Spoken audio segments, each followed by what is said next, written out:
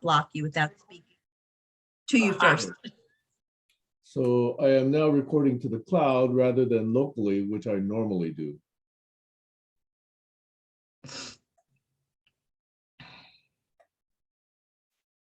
Strange. Oh, look at this. It says being recorded by the host or a participant. That's a new title of this warning, isn't it? I didn't Okay, hear that. What was that? So the alert says this meeting is being recorded by the host or a participant. Can participants now record? Or maybe that's just because you can record with OBS, maybe. So how would it know? If it was OBS, it wouldn't know. Right. So that sounds like Zoom is now allowing, maybe. Try it. I haven't done anything with your permission. See if you can actually record. Well, since it's already recording, It says I see, have if to I go ask down to you the bottom and permission. click record, let's see what Okay, happens. so that's the same then. Yeah, I Please? think when Oh. Doug was hosting before, and I asked to record, when I hit the record button, it normally records to Doug's cloud. And It so I says- couldn't get access to it. It says, please ask the host to give you permission to record. So if I Yeah. want to record, I have to get your consent, and then I can record. Isn't that interesting? Yes. I also realized it for the first time. I see only Sam recording, but or means for me either or and or. And I think in this case, it only means the host can record, but maybe it's different if we record to the cloud. So Sam, are you recording locally? No, that's what couldn't work. I couldn't get that to work today. So that's why I'm recording to the cloud right now. Mm-hmm. Which I think is dangerous because I'm already like 400 gigs over my limit at the cloud. So they may delete these at any time.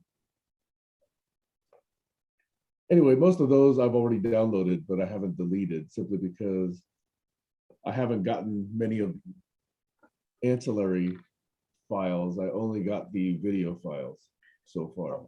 I remember last weekend that Tees also recorded at the same time.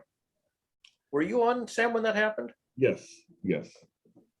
And so we got a voice alert, an audio alert that more than one person was recording. Yes. Something's really- So while we're still gathering, welcome, Kayla. Anyone want to check in? Yeah, I'll just say something's wrong with tech today, because I just saw a message, like a text message that I sent 2 hours ago that I just got a message saying that they couldn't send it and I can't repeat it. Now that's on my regular phone text. Now on Messenger, I just look and a whole conversation that I had isn't there. But I know it happened because, yeah, something's weird today.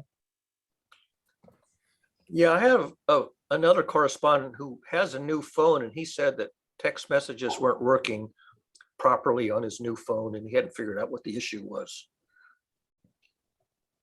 So you're probably not alone in having issues with text messages. I'm sure.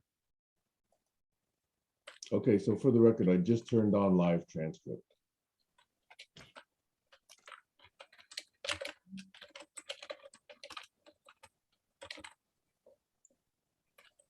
Okay, well, while we're checking in, I wanted to thank Doug and Glenn in absentia for last Saturday's session. I thought that was a pretty good session.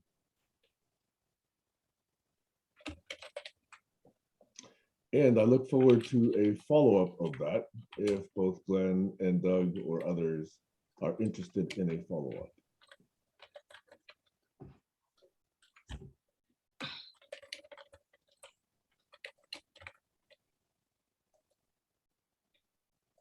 Did you talk to Doug about that afterwards? I don't think I did.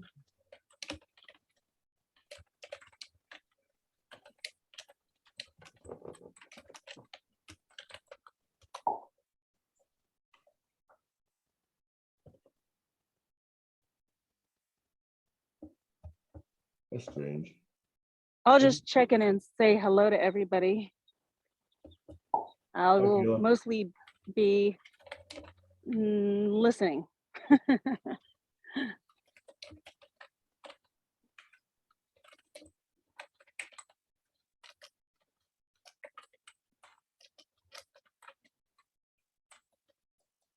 That link I pasted doesn't seem to work.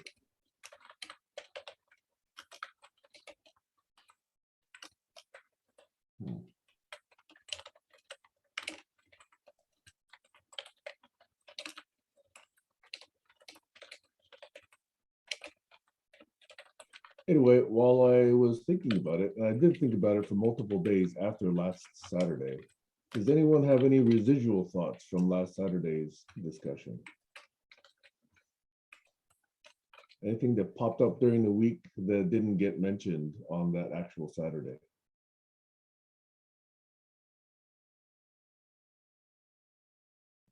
Maybe not so much as anything popped up as just a solidification of the meaning of the evidence.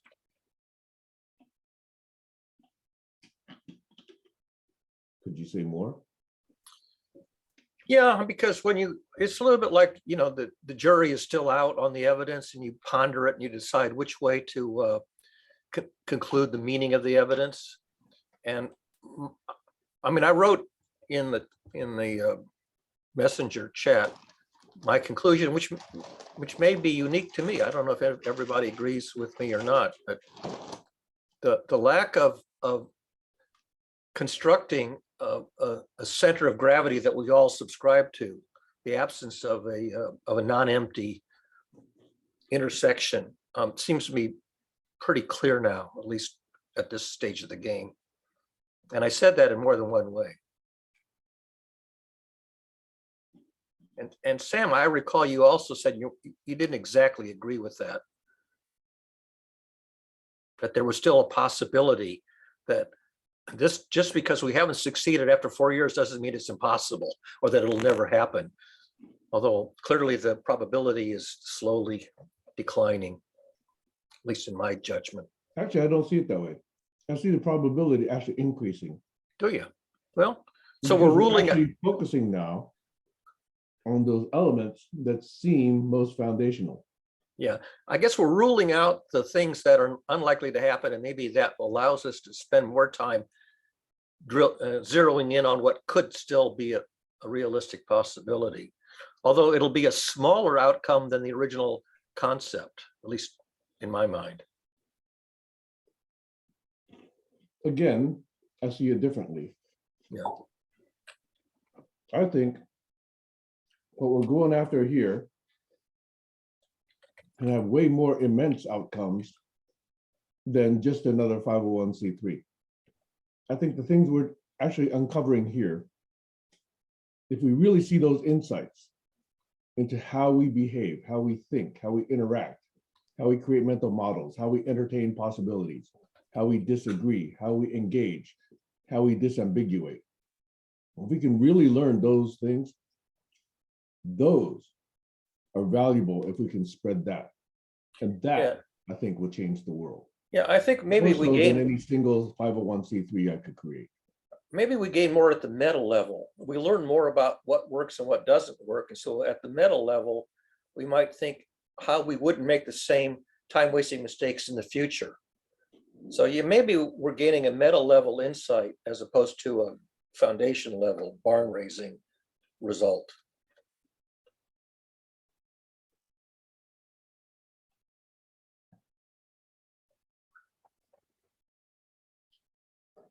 So my question to you, Barry, is you consistently present this view that, hey, we've done nothing for 4 years. What is it you're attempting to elicit by making that claim? To discontinue things that aren't working, to figure out what is it that's holding us up, that's causing us to go around in circles, and discontinue those fruitless practices. So do you not see that those recommendations and requests are being made? Well, the requests are being made. Certainly I've made those requests, but I don't see people letting go of what hasn't been working. They're continuing to try the old fruitless methods until they have as much confidence or evidence as I have that let's abandon those non-working practices. At the risk of turning this into a ping pong, could you name one of those non-working practices? Okay, give me a minute to formulate that.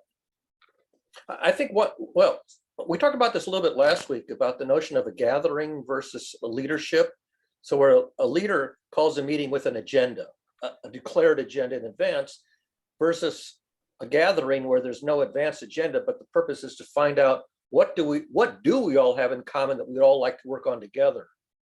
And my impression when I first came to GCC is that it was a led process to do something that had been announced in advance, some kind of a collaboration on something or other. And I was always trying to figure out, what exactly what does barn raising, what is the name of the barn? What is the function of the barn raising? And I finally concluded that it was quite vague, wasn't specific.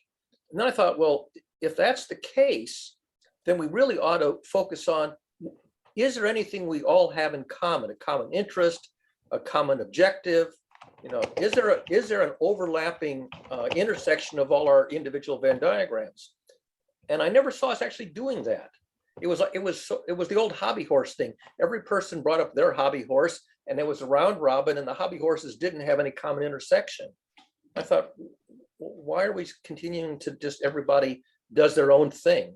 It's a little bit like a variety show. Everybody comes on, does their act, but it's not it's a collection of acts that don't form a story together.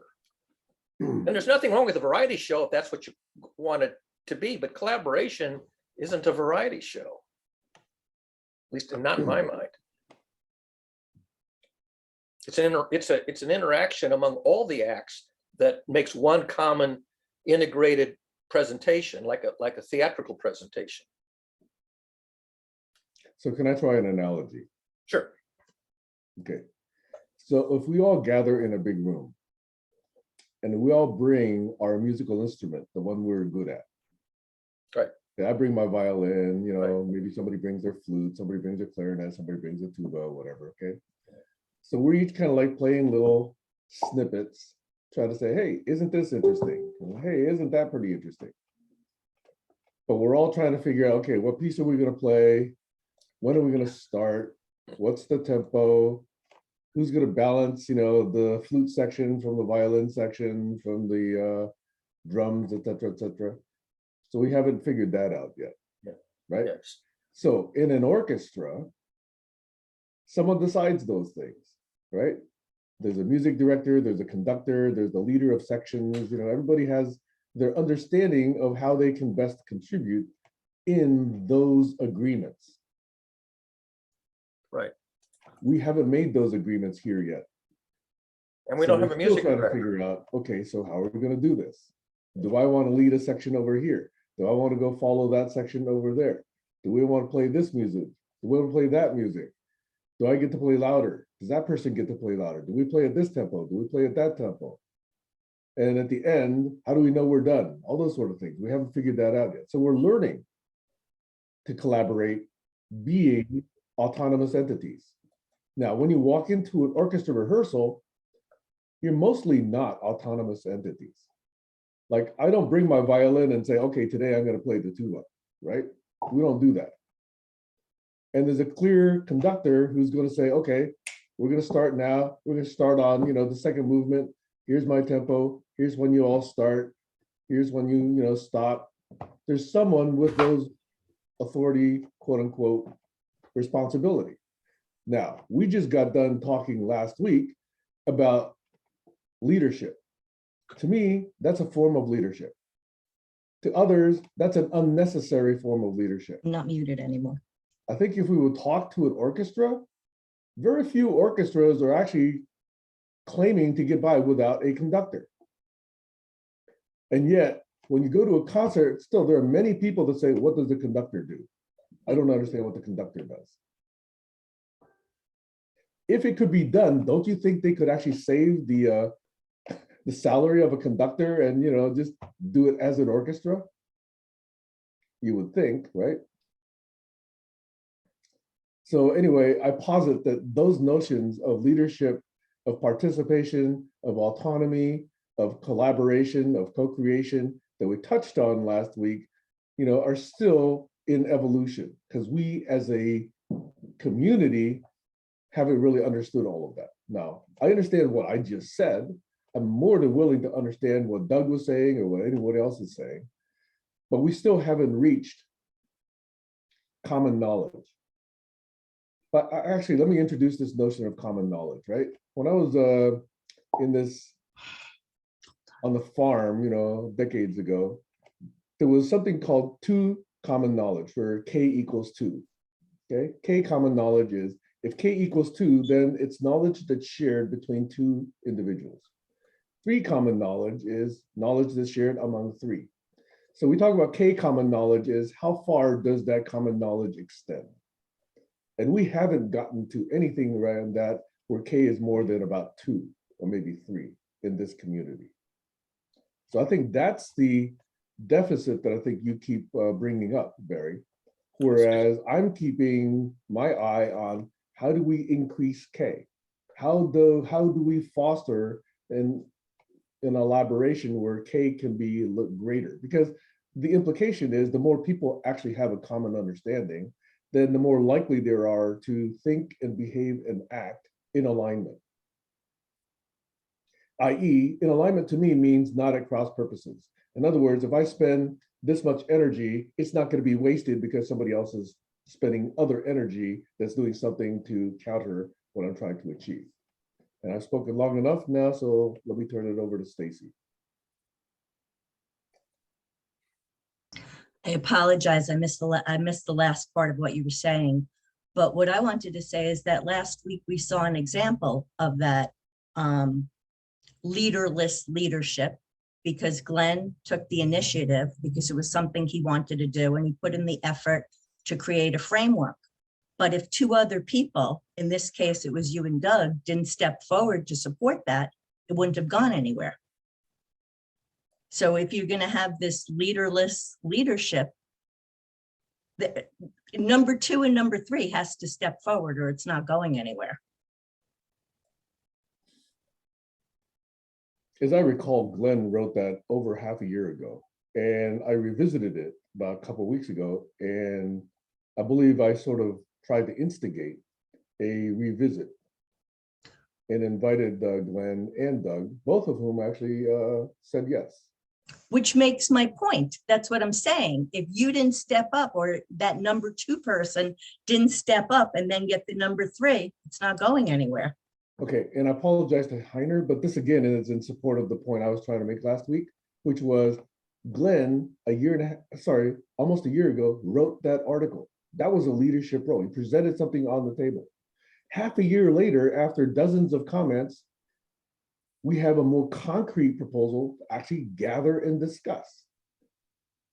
And then someone else like Glenn says, okay, great, I'll moderate. So each of those steps is stepping in and saying, let me add value to what's going on here. And then Doug said, yes, that was a value added move as well. So those are all ways that we can actually push boundaries forward. Maybe that's the wrong metaphor. Anyway, push against the boundary. Anyway, so each of those positions could be described as leadership, as you do, okay? I did as well. But I found that that word leader triggers people. It in particular triggers Doug. And I know he's not here, but it certainly triggers Doug. Every time I use the word leader, Doug comes up with a 10-minute, monologue. Okay, so words trigger. But why not recognize the value of those actions? There was a value in Glenn writing that up. There was a value in a suggestion that we discussed. There was a value in people participating and listening. There's a value in Doug and me listening to each other with openness and trying to respond, to specific points. So I really, really struggle with the triggers that people have around certain words, because those triggers deflect the focus of a group. And if a group is coming together to whatever you're doing, and then we deflect towards anyone who's triggered. Okay, like right now, I'm triggered. I'm triggered by the fact that someone else is triggered by the word leadership. And I'm going off into a tirade. Now, I really, with respect to the group, should really stop this so that the group can continue along what it was trying to do. But if now, according to a different group model, now if all of you are now responsible for taking care of me and my trigger around the fact that somebody else got triggered around the word leader, that seems to detract from what the group was gathered to do. Reference to your gathering, Barry. Did we gather to address my trigger, or did we gather to discuss some other different focus? That's why, to me, if I'm looking at how collaboration scales, some of these models don't seem to scale well. Over. Heiner's got his hand up. Both Heiner and Stacy have their hands up. I feel there's a lot of triggering going on. And I very often feel I'm just looking from outside, and sometimes I'm following the chats. But I observed there is a composer and there's a conductor, and there are many instruments, people playing with different voices with various pitches. So I think we should reflect this.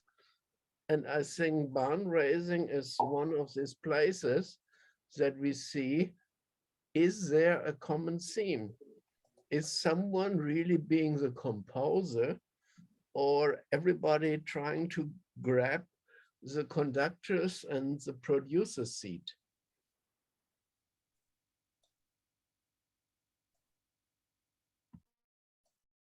Stacy?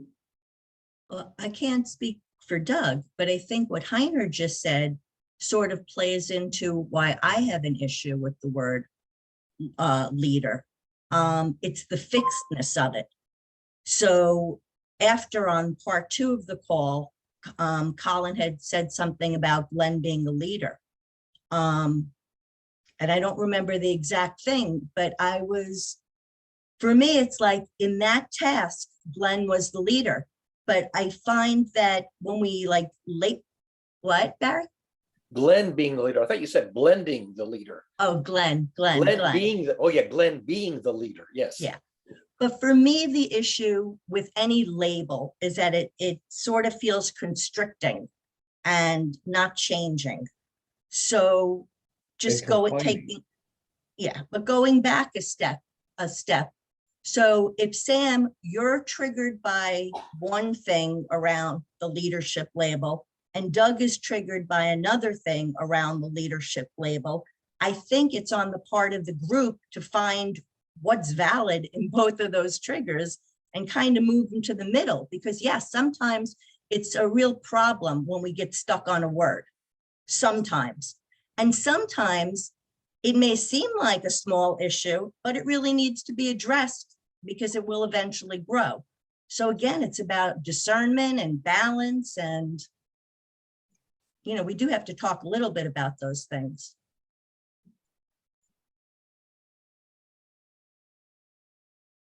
Barry. I wanted to go back to Sam's analogy about K, the number of people who have common knowledge. And if we do that in the context of an orchestra, a lot of members of an orchestra can have a lot of common knowledge about a lot of music they don't really want to play it. An old war horse, like say the William Tell Overture. Let's say that everybody in the orchestra actually has learned and knows the William Tell Overture, but maybe fewer than half of them really want to perform it because it's an old war horse. It's not interesting anymore. They would rather work on more frontier kind of music, maybe more challenging. So in addition to the K dimension, I would have the D dimension, the desirable, something that not only do I know how to do or I'm learning how to do, but something I also want to do and not repeat some old, worn out thing that I used to do, back in the old days. That's not fun anymore. So I would add at least a second dimension to a mutual knowledge and mutual desire.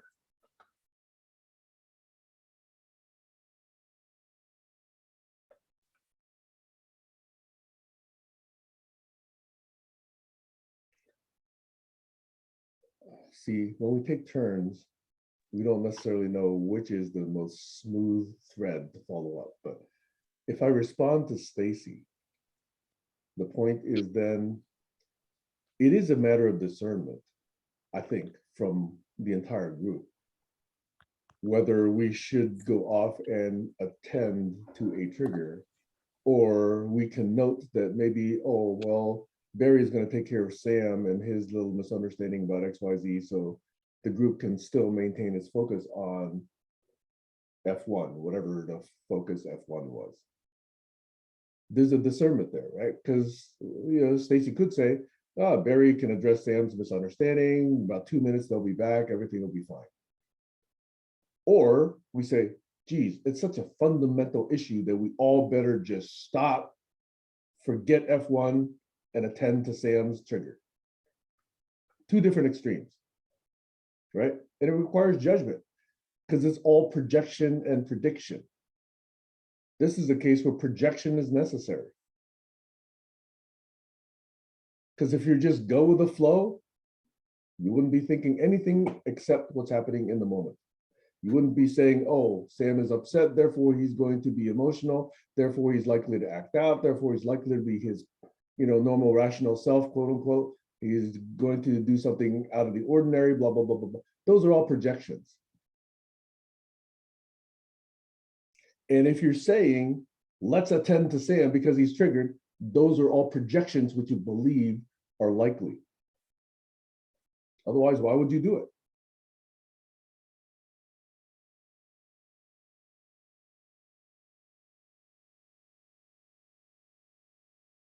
Looks like Colin's next. It's a what? Colin's hand is up. Oh, Colin's not visible on my screen here. Oh, Colin, you're Okay, muted. so though. Colin and Caleb both have their hands up. Can one of you decide to go? Colin took his hand down, so maybe Caleb did. Yeah, Kayla Okay, can I'll go ahead go. of me. Oh, okay. She's nice and sunny. She's nice and sunny. I'm just going to say the same thing. I'm kind of having a hard time following what we're trying to decide here because I heard it sounds like Stacy, you have a problem with the word leader. And I just want to elaborate on that a little bit. I have no problem with that word leadership. As a leader myself, if I don't step up to the plate and orchestrate my dancers in a certain fashion, they'll look very ridiculous and they'll probably hurt each other. I know that a person who is stepping into that role can take advantage of their power, and we've seen enough of that, but to just kind of fixate on these labels, I don't think that's a productive thing. You know, I was just sitting there thinking, you guys are all really smart, you know? If you've got a problem with a word, it's not, you know, something like leader isn't, you know, a bad connotation necessarily.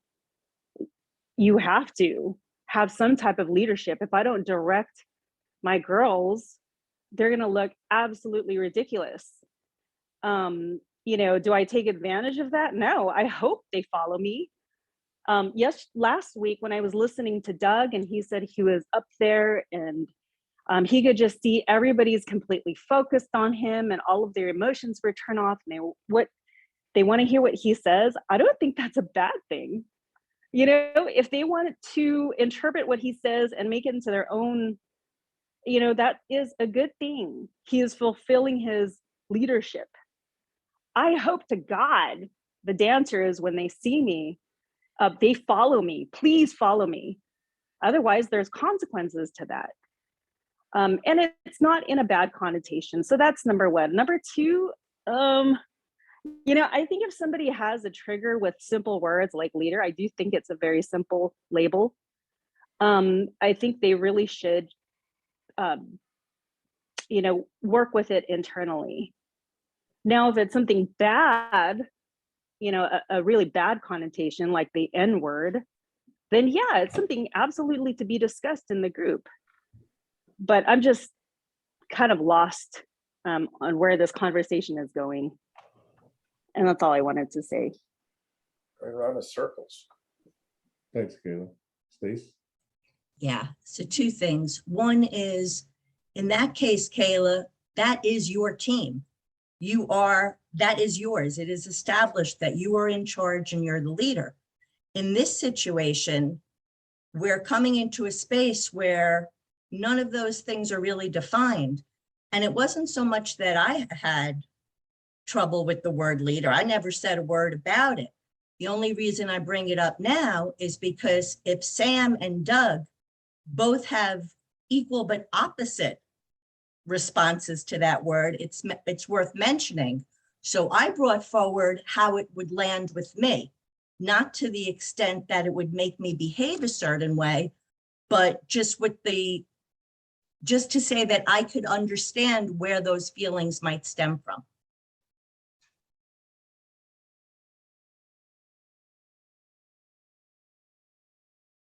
I don't know if Sam can see it. And but now Colin- Colin's hand is up if you can't say it, Sam.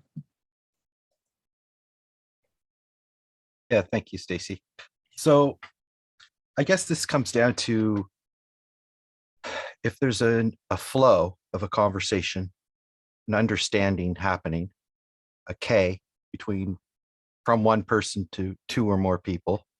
Could be a classroom trying to get everybody up to speed, whatever. I think this K is a really good analogy of who's actually in context and understands what was the premise of what was meant.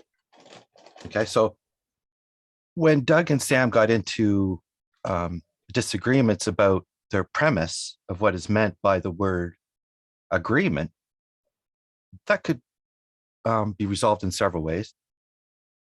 First of all, is it a problem, right? Like, I think Kayla said maybe Doug could deal with that himself and try to adapt to what the term is in with the group. But if it's a real big problem and it's foundational, then please take 2 or 3 minutes and debate the definition in a game of discernment, or maybe schedule a debate. Just get it done. It's been years going on. Glenn has failed as a leader to get this resolved. I nominate a new leader. Just kidding. But you know what I'm saying?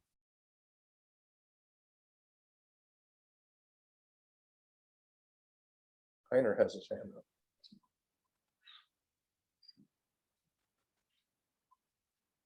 You see, I, as a German, and I follow that for 20, 30 years, we Germans have a big problem with the word leader, because our Hitler was the Führer, the leader. So the youth were opposing against these words, and then taking it on later, the last 20 years, in Youth Leader magazine or whatever we create.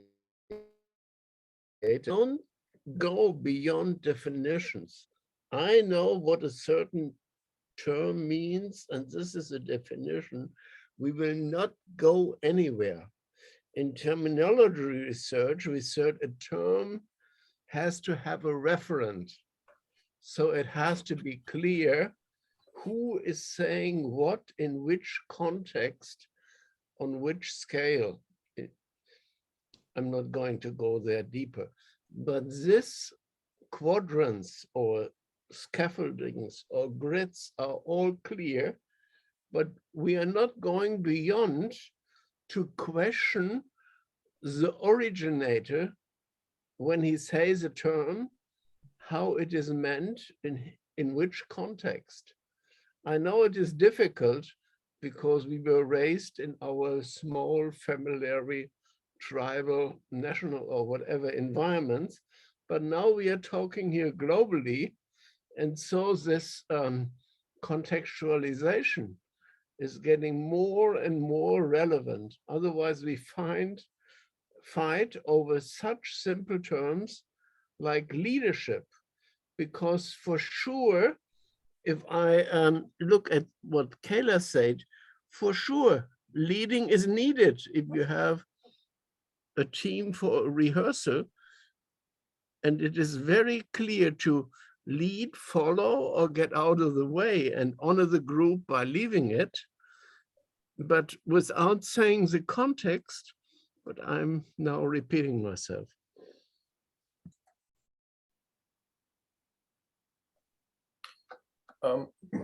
When they were writing the Constitution for the United States, the question was, what should you call the highest elected official in the country? Because you had your classical concept of a monarch, a king. And George Washington was not in favor of a all-powerful monarch. And he proposed the word president because the president in those days, the word simply means somebody who presides over a gathering, but doesn't necessarily have any more power than anybody else. And so the governments around the world have wrestled with, Chairman Mao and the prime minister, and US chose the word president, and only in the last century or so has the word president sort of risen in its understanding to be a very powerful person. Originally, it was simply somebody who basically presided over a meeting.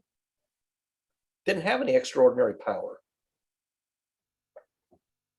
Well, you see, this is a German system of governance.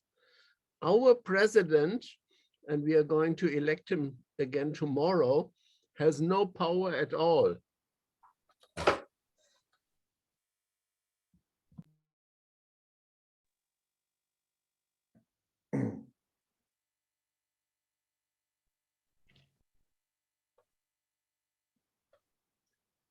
So since there is confusion, let me state again that my reason for being here is to understand these issues around collaboration.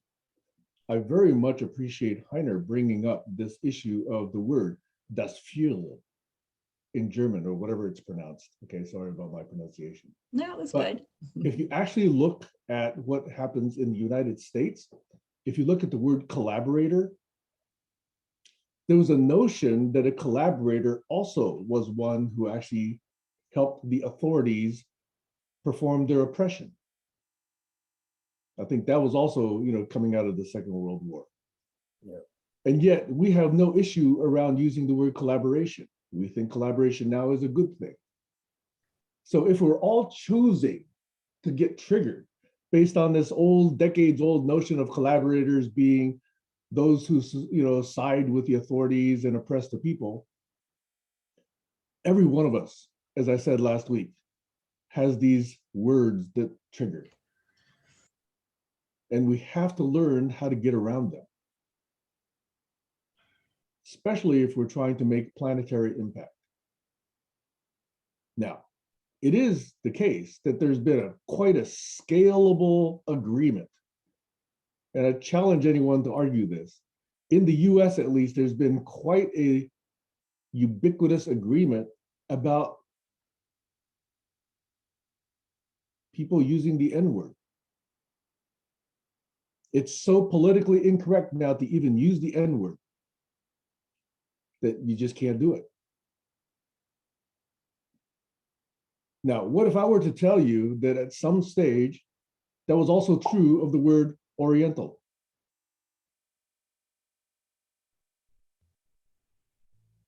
I didn't grow up with a historically negative view of the word Oriental, but I learned that that was actually used in quite a pejorative way.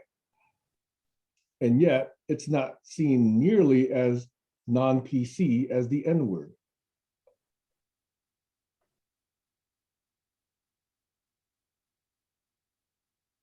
So if we can actually agree, and that's what Dictopedia is for, is to agree on how to use words and terms and concepts, then we can at least have that level of alignment and then proceed to the next issue. If we can't, then we're constantly being deflected by triggers. And focus then goes out the window, in my opinion. If you value focus, and that's important to actually getting alignment and getting common understanding and sense making and group memory, then yes, we do have to work around these terms and agree on what terms to use. And there are many, many good lessons associated with certain terms that one should be careful of jettisoning, of throwing out. That's my main point. There's a lot of history that we stand on. There's a lot of lessons learned. And to throw it all out simply because we're triggered by a word doesn't adequately acknowledge that history and the value that it represents for our learning. Over. So I agree with everything that you said, but I just want to point out that here we're specifically talking about communication.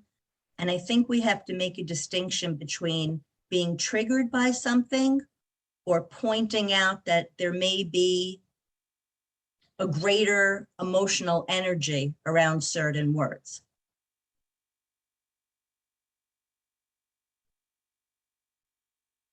It's also navigation of ideas, because when people do get triggered, they navigate the conversation.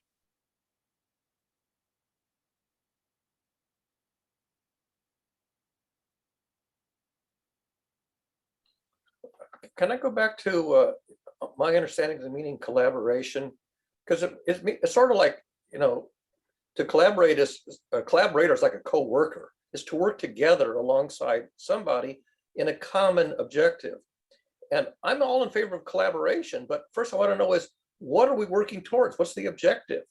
And I would like to have a clearly defined objective that we all sign on to, saying, yes, we're going to all get in a boat and we're all going to row in that direction. We're all going to work our oars so the boat is optimally headed in an agreed upon direction. And I keep asking, what are we collaborating on? What have we agreed as the goal or the objective or the value? And I keep getting sort of vague concepts of, you know, which direction we want to go. Go ahead, Sam. Okay, if there was a UI that I could use, I would push that button and say, okay, I am triggered now. Because every single time, Barry, you love bringing up this point. Let me say three things. Number one, the original proposal of the GCC was to actually learn how to get the best ideas from everyone. That is written, that was 5.5 years ago. It's there. 4.5 years ago, okay? It's clear. There's 20+ pages of it. And if you haven't read it, then you don't actually, you know, understand the foundation of this particular, the group. Second, I have put forth my personal view on why GCC exists, and I keep repeating it in these sessions. So it is a little bit frustrating to me that you still say there's nothing. Now, there isn't widespread agreement on it, yes, but there is a proposal. There is something on the table, and you could actually interact with that if you chose to. So maybe it's inadequate, maybe it's something you don't like, but then point out the fallacies and then come up with something better. As far as I know, you have a number of historically written blogs, but I'm not yet clear on what it is that you're putting on the table here, Barry, for us to consider as that charter that you want everyone to sign on to. So without a proposal, there's nothing to sign on to. I've put forth proposals that hasn't been signed on, but in the absence of proposals, it seems premature to criticize that people haven't signed on to it. Over. Okay, I'm going to stop my trigger now. I'd like to jump in because I was going to say that you actually did present something today that Barry could, I think, bite into and has bitten into. Maybe he can't see the forest for the trees because it is what you make it. So the Dictopedia and defining what agreement is, I was thinking, gee, what did Doug put for agreement in the Dictopedia? What did I put? What did Barry put? And I'm thinking, gee, we were going to make different shows about going over these things and trying to have the nuance. And that's the whole idea of my discernment, game of discernment, right? Or, you know, and we can pick things that are important. So I would propose that one of the things that seems to be quite concrete is this list of understanding that we should deal with. I think that would be a good academic place to have a look and see if something doesn't shake out of the trees that excites you, Barry, that lines up with your work. And I think terminology does in a way, right? Just what do you do with it? word of the day, Joshua follows your word of the day, right? Today's the first day I ever learned that exists a 20-page document. When I was invited here, Stacy, I think, was the one who basically brought me into GCC about 1.5 years ago. And I had no idea what this group was about. I just, came because I was invited, and I attended and sort of try to intuit or determine what people were talking about. And it just seemed to be, kind of a coffee clutch. And it never, I knew that the name of, it took me, by the way, a long time to figure out what GCC stood for. And so I thought, okay, so they're collaborating on solving some global challenges. Well, I can imagine global challenges, climate change and all that kind of stuff. But I never saw actually anything that was focused on, selecting some global challenge and figuring out what to do about it. And I didn't even know that there was a 20-page document that was written 4.5 years ago.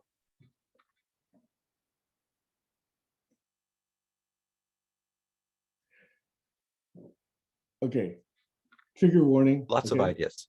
Trigger warning.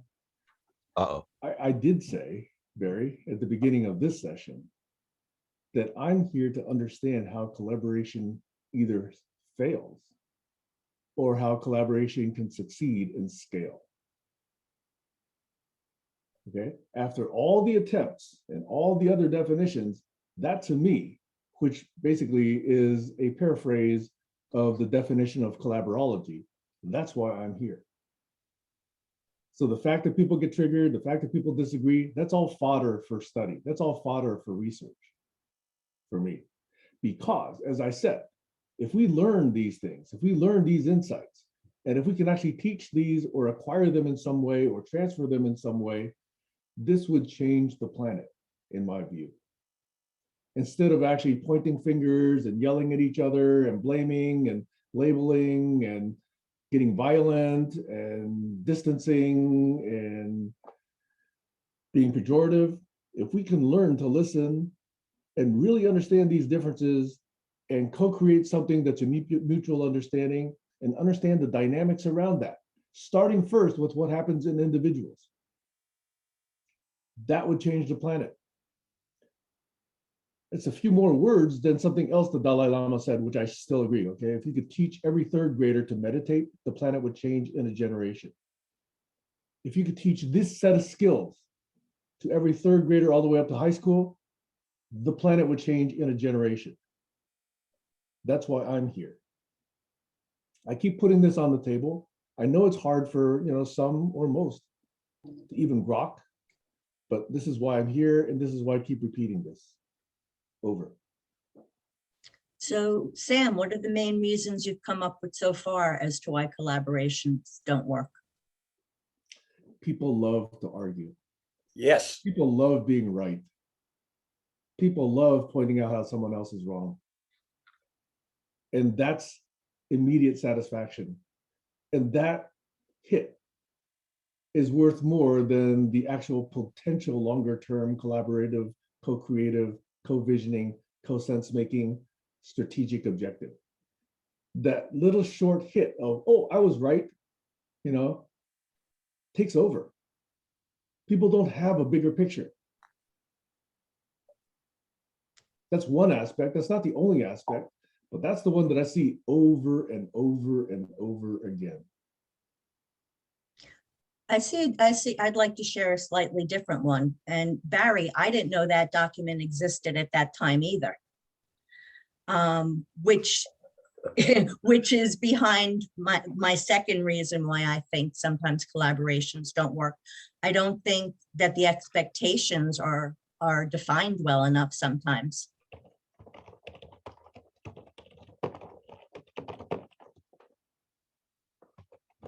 I also agree with Sam that when I came here, what I observed was a lot of time, 2 or 3 people would spend most of the session arguing. And I thought, well, this is just a big, argument. This is like a big debate society. Pick a topic and pick a side and debate it.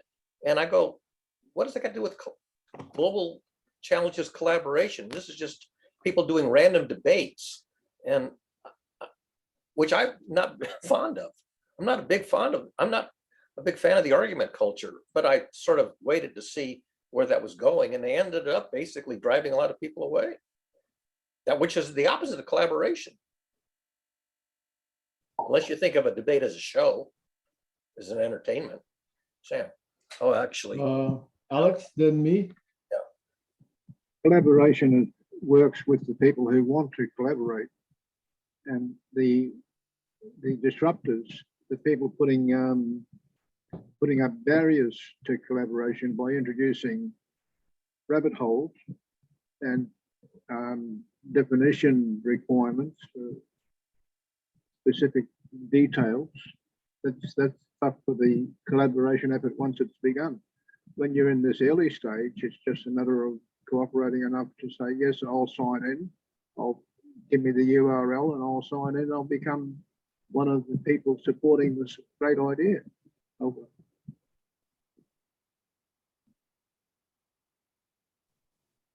Sam? Sam is up. Let's see. Let me respond to Alex first.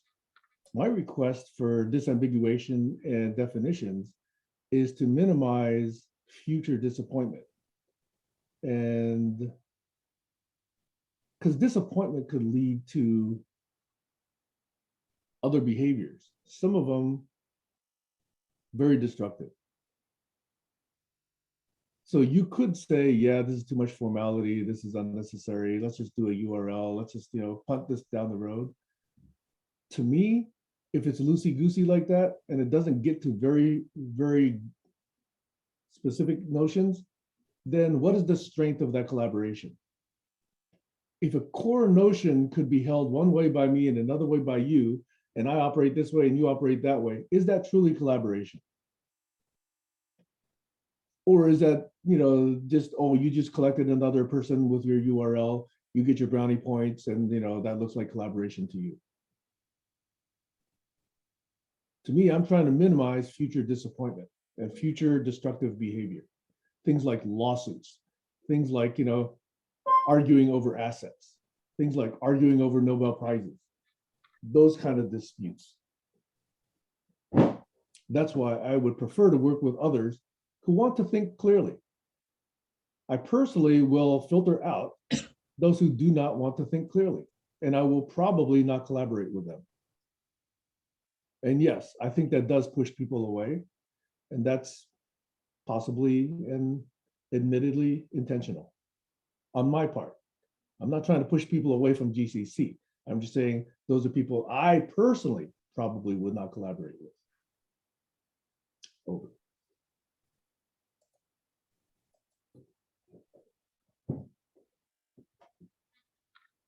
Heiner? And banking.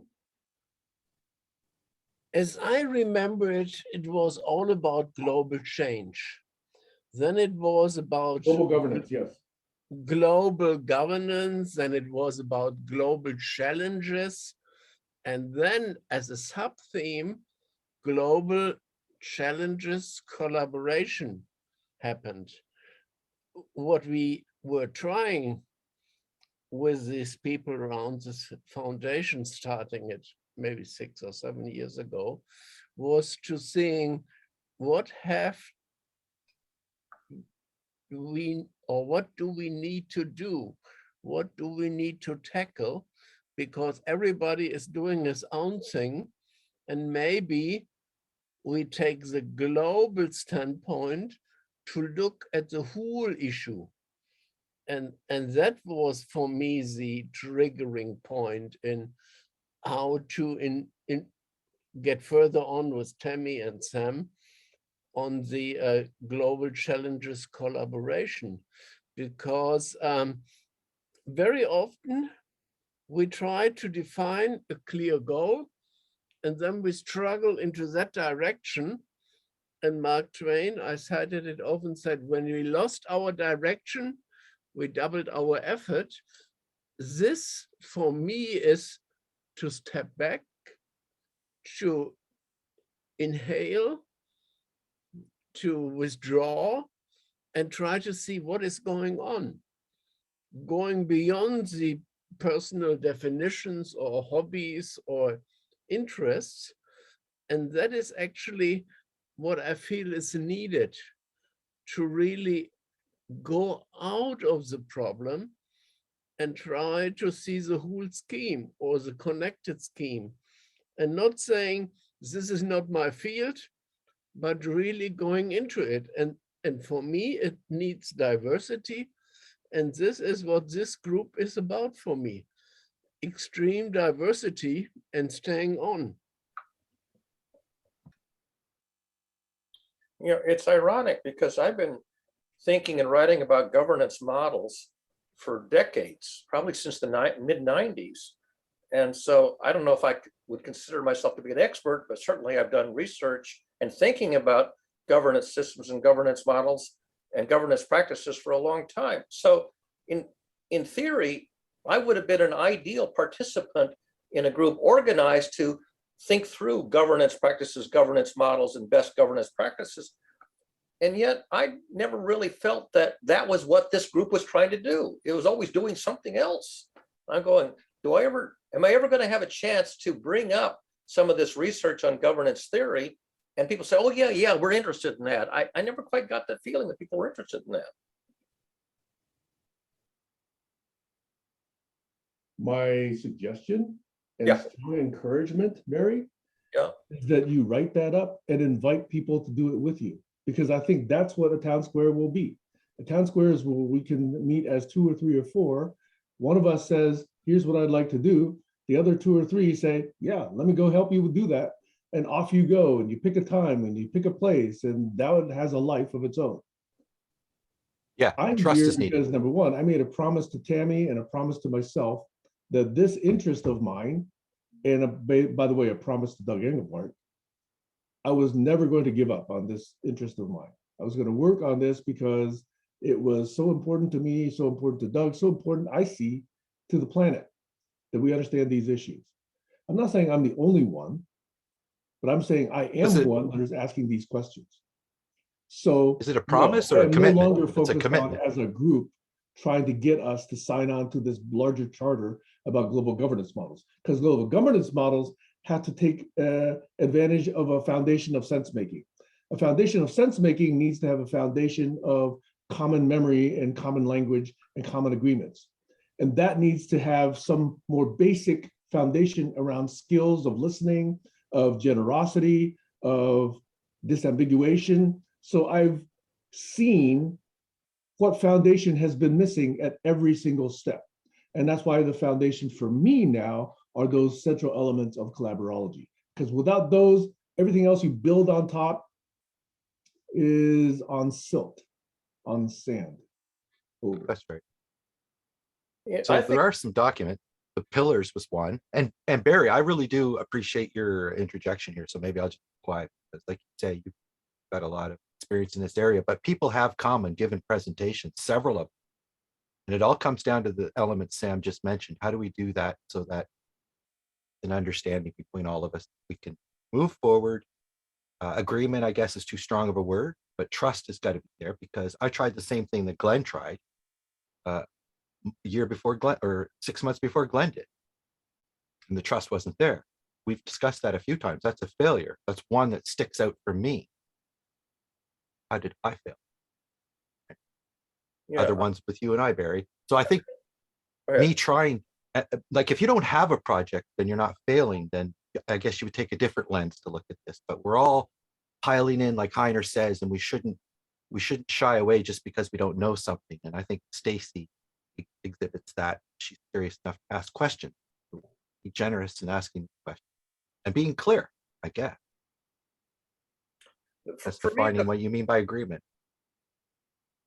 For me, the foundation for thinking about governance models is application of systems thinking. And I'm pretty sure Sam and I are on the same page when it comes to the power of systems thinking. The problem that I discovered is that they don't teach systems thinking to the general public in public school. And somebody like Nora Bateson, who's a descendant of one of the founders of Introduction to Systems Thinking, has struggled mightily to introduce the concept of systems thinking to a world who has never been educated in systems thinking. And so I think the problem is not the results of systems thinking, because then you got to trust the systems thinker without knowing exactly how they're doing it. the problem is that we don't have enough people who can engage collaboratively in systems thinking to think alongside people who have PhDs in systems thinking and have made, major contributions to systems thinking. And yet everybody calls themselves a systems thinker. Sorry, say again? And yet everyone calls themselves a systems thinker. Well, okay, I didn't. Well, we definitely need the systems thinking Olympics, right? You know, the pilot sitting in the capsule of the rocket, SpaceX rocket, six or seven people sitting up there, and they put trust in the guys who designed that rocket. The scientists and the technicians who put it all together, they got absolute trust in them because their lives are on the line. So that's collaboration, isn't it? That's high-tech collaboration of a professional variety. Well, why can't we do that? Just trust each other a little bit. Just be careful you don't give an inch and then they take a mile. Get that feedback and have a Zoom session, because this kind of collaboration with the live upfront face removes that ambiguity, removes that suspicion that it's a robot you're dealing with and not a real person. When you've got a real person on the line, wow, that's big business. That's good stuff. Over. May I add 2 points to that? Please. This issue of trust is a tricky one. We all value trust. And yet, here's my question. Do we need trust if we're trying to scale our collaboration to, let's say, 2 to 8 billion? Is it possible for me to trust 2 to 8 billion people? So that's why, to me, I'm wondering about this notion of trust. It's so foundational. It's so emotional. It's so personal. It's so central. And yet, it's so difficult. And it's lost just like that. Just even a glance could cause you to lose trust in someone. Trust is a very, very fragile thing. So Yep. I don't know how many of you know this notion of zero knowledge proofs, but that is a counter to this notion of trust. In other words, if I can prove to you that I will do something, or that I know something, or I have some information,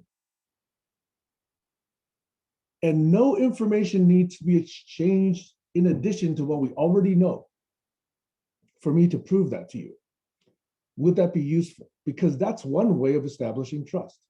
And this whole field of zero knowledge proofs is not just useful in cryptography, but it's useful in sociology as well.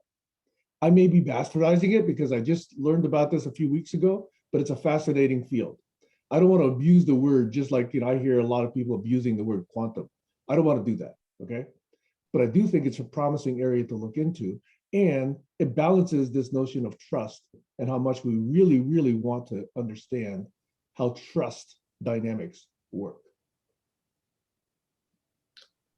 I have an item I was on going to say zero. 2 things, but I'll save the next one for later. There was an item on the news this morning about zero knowledge. There are simulation games where it's a race car simulation game. And they eventually, 2 things. One is that somebody wrote an AI to learn how to be a race car driver from zero knowledge. It just basically learned everything from knowing nothing. Oh, but that's different from the knowledge of zero knowledge that I was talking about, by the way. It's very different. But the point I Zero want, training is what you're talking about. the point I wanted to make though is that real race car drivers began competing against the AI, and the AI beat them. So After only 48 hours of training, by the way. well, it wasn't even training from an outside expert. It was just learning from its own mistakes. That's what I mean. It was training from its own data. Exactly. But I would consider that an example of zero knowledge. Maybe that's an abuse of the term. That's a different use of the word.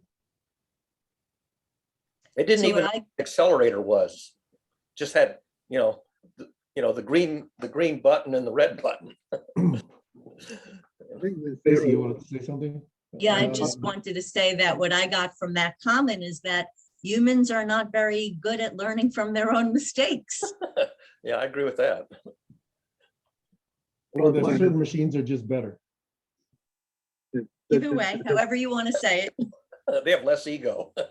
But, well, that, you know, and that's the point. Why are machines better? And I think you hit the nail on the head there. Alex? There's a bias in the assertion that there's zero knowledge. Because once you move above 0 to 1, then you've introduced the bias. When you've got, you know, when you've gone above that 0 knowledge level and created something, you've introduced all sorts of biases that are going to develop. But if you stay below that one item you've introduced, so you've got 0 knowledge, you've got there's no bias there at all. So it's an interesting concept. Yes, very. Over.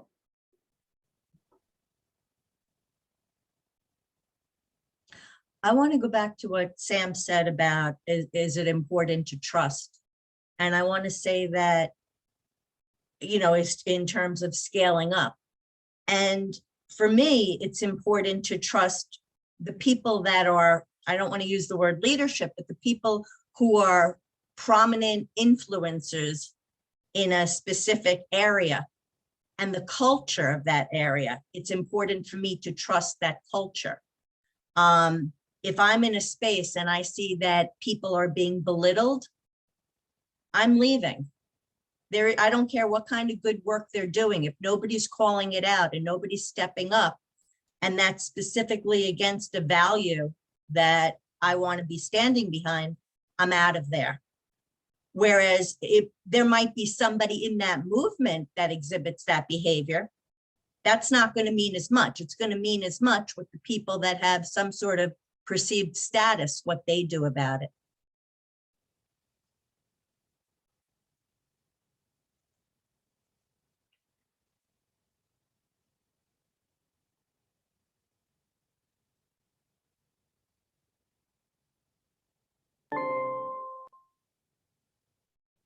Who likes my logo idea? Okay, so the notion of zero knowledge proof that I was alluding to, I just put 2 links in the chat on it. The second, by the way, is a YouTube video of a professor explaining it to a child, to a student, to a grad student, and then to a field level expert. So he's got 4 or 5 different explanations of zero knowledge proofs in there. So I'm hoping one of them might actually be meaningful to some of you. We haven't heard from Joshua Ortiz. I wonder if either of them have something to say at this point.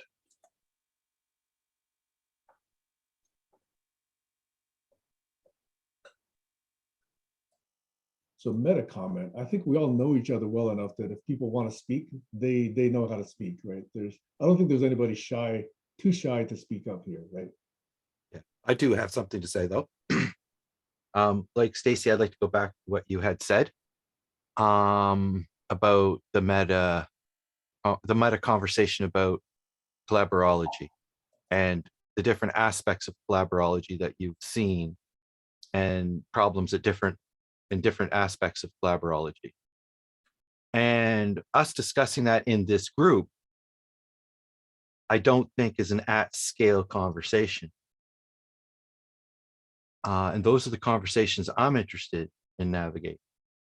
But I'm also would like to see that template into some kind of a generic that could facilitate filtering of unnecessary information back. It's all about filtering in the end. And how do you validate? And I think the zero knowledge proof is also something that I've looked at that I really, look at similar the way I look at the blockchain, ways to take humans out of that equation of trust and put them into a more ironically, more trustworthy position of managing the machines and managing the information itself, and unnecessarily editing the information, should I say, changing the record. I'm sure you like the idea of transparency, Sam, and having the record. So, I think we're in a way to learning from the record in a way and having that memory. And so, yeah, the conversation, how we do that to bring it to scale may not be a scaled conversation. So what I may be doing here may be towards scale, but it's definitely not expected to be at scale for me. Design is not that. That makes sense to you. Yeah. And everyone else. So I'd like to introduce maybe two more ideas, if I may. Sure. Okay, I'm going to make a reference to the simplistic model of humans according to current economic theory. We're each selfish individuals. We each make decisions and take actions based on what optimizes our own individual lives. And this particular model of humans in society has no recognition, no primary recognition of any aspect of individuals that is more community focused, that is more other focused. It's all about the selfish individual. That is the notion on which economics is based, at least in large part. And then there's this reference to a theorem from John Nash, who says that if we all act selfishly, society can, or one interpretation of his theory, can eventually reach a stable point. Stable meaning small perturbations don't really damage it. It just restores itself. However, one key notion of that theory is that even though it's a stable point, it's not an optimum point. It's not a global optimum. It is only a local optimum. It's a very important point, okay? There are many such stable points, of which the one we're in today is only one of them. It's only a possibility. Now, I have a friend of mine who applied a more holistic notion. And again, he uses a dangerous word in describing his approach, but he's written this up in a paper which basically attempts to refine Nash's theorem. And the point is this, that he has a constructive proof. In other words, Nash's theorem is not a constructive proof. It just says it exists. A constructive proof actually tells you how to get there. So my friend Jeffrey Huang has a constructive proof on how we get there if we relax and say, I, as an individual, I am okay not attaining my full 100% set of needs and wants. I will relax that requirement if indeed the global society or planet achieves a global maximum or a global optimum. And he's presented this paper over the last several years at various different conferences. I think it still stands. So I want to translate that to global governance and social theory. I'm saying that the expression of the individual to say, I am sovereign, I am autonomous, I get to call all my own shots. I get to wear a mask or I don't get to wear a mask. I get to get the vaccine or I don't get the vaccine. I will walk into Kmart, wearing whatever I want, whatever. Those are individual expressions of needs and wants that, if pushed to the extreme, demonstrably cause damage to society. But if we ratchet that back some, if each of us attains the notion of others as individual beings, each with their own needs and wants, then we can construct a society that provably is stable and provably is optimal. It's a very interesting theory. And I will introduce that very short, like 2 or 3 page mathematical paper to anyone who wants to read it. Barry, you might be one, okay? Yeah, I just wanted to ask if it's connected to something called mechanism design, which won the Nobel Prize in Economics about a decade ago. It sounds similar, if not identical, what you're talking about. I don't know enough about it to say yes or no, but maybe. Okay. So here's the second point that I'd like to introduce. Yes, I believe that there is a lot of corruption and a lot of abuse of power today. I don't think anybody can disagree with that, okay? And people that disagree with that are probably exercising that corruption and exercising that abuse of power. However, I think the solution, which is transparency, doesn't have to be full and immediate and complete instant transparency.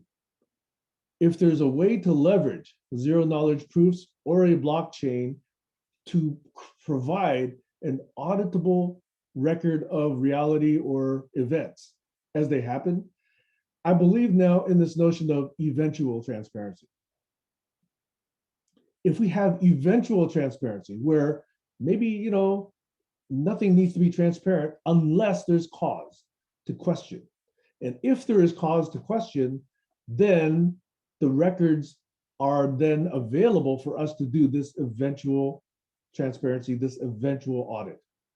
And then they say, okay, well, 6 years ago, we can then go back, look through the eventual transparent record and say, yes, there was election corruption in Arizona, or there was miscounting of ballots in someplace else, or whatever, okay?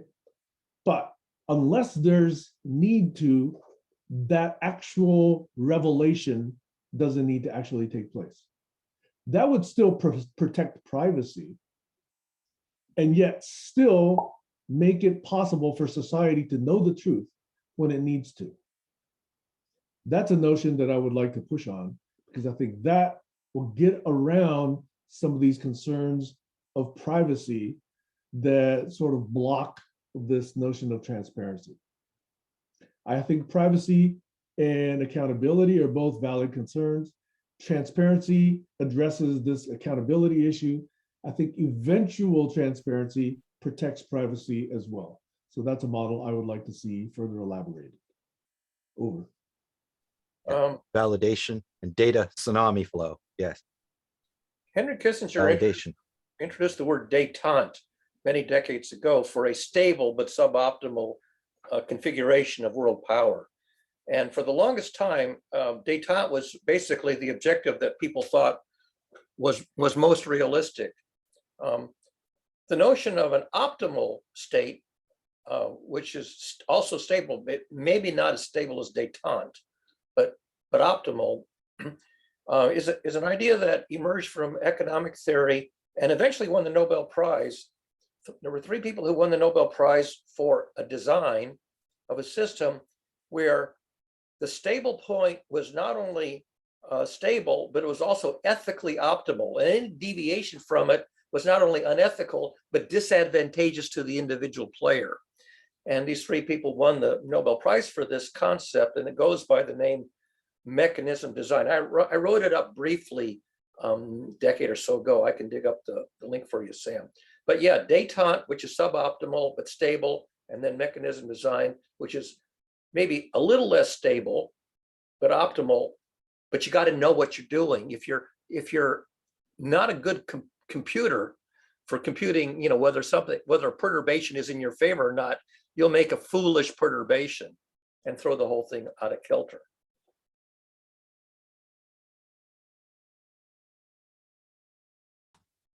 That sounds like trust in the simulation. Well, yeah. And most people, I mean, how many people have actually studied the results of Nobel Prizes in economics and say, oh yeah, I get the idea and I get the proposal and the methodology and the solution, and I believe the mathematics. So that's been around for 10 years. And I would reckon if you went on the street and said, have you ever heard of a Nobel Prize in economics for mechanism design? You'd be lucky to find 1 person in 1,000 who's even heard of it.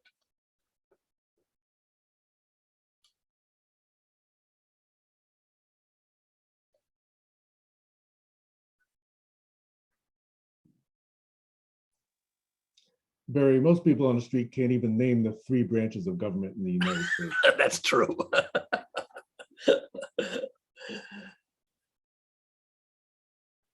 And the 4th estate, which is under a lot of criticism.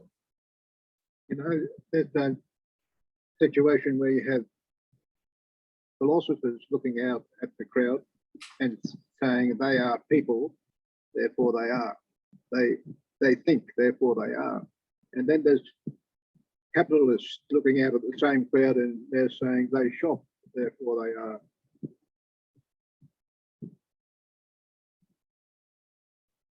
To capitalists, Other people are just a resource. There's half a dozen people you know well, and billions you don't know at all, and they're just a resource for your capitalist ideas. And you're going to sell a resource, increase the value of a resource, and on-sell it to the public. So value adding is a good idea, but resource depletion is an issue we have to deal with. And the government are making the laws, and the government have their hands deep in the pockets of the industrialists who are looking at the people and saying they shop, therefore they are. Over.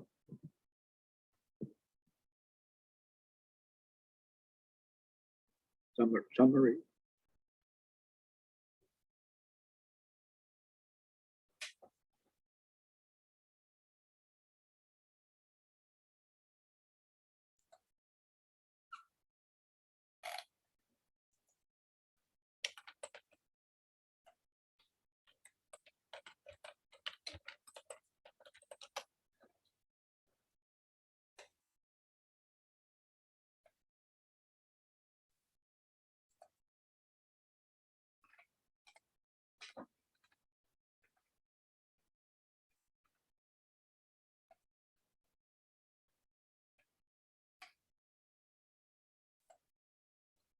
Healthy looking baby there, Josh.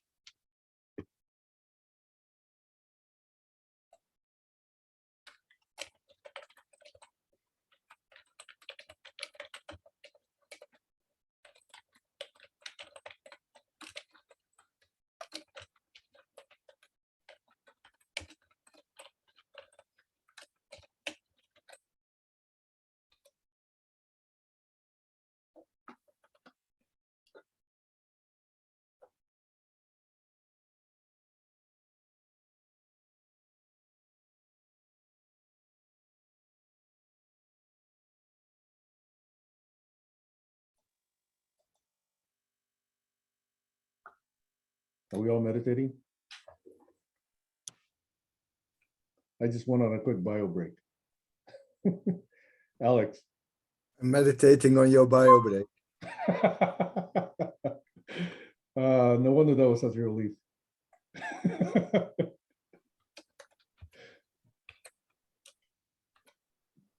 Alex, did you have your hand up? Yeah, That's not the right kind of collaboration, Sam. That's not the right. when we getting Hope back that to didn't basics, trigger anybody. having a collaborative that grows. I mean, getting back to basics, the whole idea from the start was to grow, right? To expand and create something with values closely agreed upon by the members in the initiating group, but then expanding out more generally to a larger population who are also required to agree with the values. That's the agreement part of the collaborative. But the growth factor is important. Without the growth, you stagnate. Over. May I address that? To me, if we really truly have some insight that we would like to put in practice, then I agree with you, Alex. I think spreading that, therefore growing the population of adopters is important. But until we do, growth is potentially dangerous. It's just like, you know, right now, if we were just to go out there and practice what we do normally, we get into disagreements, we get into quarrels, we get into, you know, distancing, we get into passive aggressive behavior, we get into all of that. There's no sense growing that. That's just going to cause more dissension and disappointment and bad feelings, whatever. That's why for me, growth is not important until we really, really, truly understand something and really, really can express it well. And then I'd like to see some adoption. For example, it was a few years of mulling and, you know, cogitating and discussing and debating and conversing about the community of impact practices before I decided to write it up in a one-pager and hope that it grows. And it's been relatively stable. I haven't seen a lot of need to change it over the last few years. Now, whether or not it's grown, that's a separate thing, okay? I'm not really focused on growing it, so I'm not surprised that it hasn't grown. But to me, I'm actually reasonably satisfied with the concepts. I'm not yet satisfied with the expression of them. It's not poetic. It's not, beautiful. It's not, meme that's going to be shared across millions. It's just some basic concepts. Likewise, I would like to see collaborology and these explorations of how collaboration fails or how successful collaboration can scale. I would like to see some clear understanding of those and have those gestate, have those basically, what is it? What do you call it when it turns into alcohol? Anyway. Ferment. Winemaking. Ferment, yes. I'd like to see it ferment for a little while.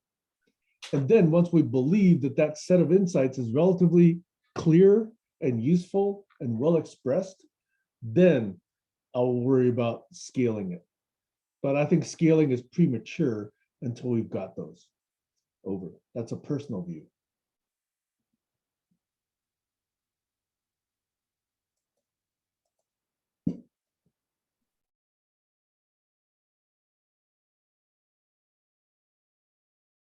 I think Sam and I have independently thought and written about very similar things. And one thing that I'm not clear on is whether we've read and discussed each other's work on our idiosyncratic approaches to the same issue. I suspect there's a lot of overlap.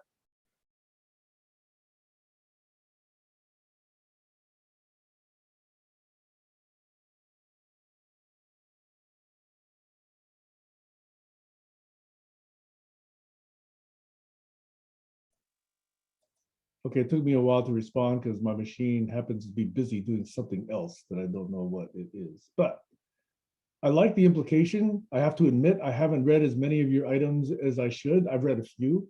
I suspect that you've not read much of my things because they're scattered all over the place, not necessarily in one place. But it could potentially also be that there's a common element of our past that we could blame. We didn't know each other until Stacy invited me here a year and a half ago. I'm just joking. I'm just saying, hey, we both have a Stanford common experience. Yeah. There might be something in the air there, quote unquote. Well, I went there to learn systems thinking. We've got a system that has people with empathy that are not being heard because the people who are being heard are put there by the interests of the 1%. So the system breaks down at that point. It's not optimal to be ethical. You can't operate ethically without this input from the majority, and the majority is the bottom of the pyramid, 4 billion plus people who have empathy for the environment and empathy for the oppressed. You don't find that with the 1% that are in charge of making the laws. Have been voted in by the aristocracy and the corrupt voting system, college, the electoral college, which is bullshit in my opinion. It's not democracy at all. Over. The challenge is to have empathy for the as yet unborn. That too, yes. But when you speak like that, Alex, I wonder in an analogy, like Sam was mentioning about advertising before you're ready, before you have a product, but as well, where am I going with this? Oh, I lost. Consumers need to vote for products. Think about it, then write it up in a paragraph. What were you just saying, Alex? Remind me, because Barry, I was listening to Barry and forgot. The consumer-driven economy is the issue because consumers want more gadgets, right? Oh, okay, that point. Yeah, right. Yeah, over. Right. I don't have a whole lot to say about that. That's it's more interesting what Sam was saying about how we would manage the need as opposed to how we're abusing our luxuries or whatever, however you want to classify it.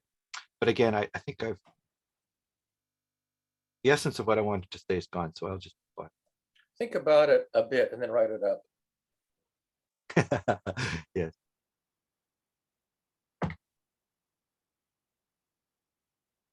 May I go? Yes. You're up. So I came across a quote from Julian Assange this week that I shared. Some of you may have seen it, which is that courage is much harder to find than even intelligence. Yeah. And I think this is sadly true. I think that there used to be a time where 95 or 98% of our time was spent just trying to figure out whether we were going to live the next day, right? This is tens of thousands of years ago, up to a few thousand years ago. So you had to take risks. You had to understand that if you fucked up, you were not going to be around for dinner. You had to, just make these constant calls all the time. I don't think they called it courage back then. They probably called it, survival. Grit. But today, with the way the economy has, quote unquote, succeeded, most people don't have to worry about that. There's still a couple billion people that do, but I would say the majority of people on the planet aren't worried about making sure that they're alive the next day. So now we recognize survival skills as, quote unquote, courage. And we think that that's now a noble trait. And where I'm going with this is the more successfully we provide for everyone's sustenance, the less one actually has to worry about their own sustenance. And therefore, this notion of leisure time comes in. This notion of, I can spend my time not worrying about survival. I can watch the E! Channel. I can watch the Kardashians. I can go and, play poker. I can go and, drink alcohol. I can do all these things, which 20, 30,000 years ago, wouldn't they? And they're not contributing to their own survival. They're not even contributing to society's survival. Are you speaking of So luxuries? we've got our eyes off survival and resilience. And we've gotten it into time wasting. So it's not a surprise to me that now courage and intelligence are both rare, but courage even more rare than intelligence. People don't need courage. They don't need intelligence to survive. And that's one of the biggest failings of society. We've succeeded so much that people don't need intelligence and they don't value intelligence. And therefore, that's going to bring down society if we put them in charge, because they're now the majority. Yeah. There's two conversations: conversation on courage and a conversation on just basic general critical thinking society. They don't value Information courage too. Sorry. Yeah. Courage isn't valued. It's actually discouraged. Sorry. No, not at all. Not at all. No, in fact, I think it'd be worth discussing that. I don't know what time we have on the clock, but what is good courage? What's false courage? And what's courage you want to be scared of? One man's courage is another man's freedom fighter is another man's uh-oh.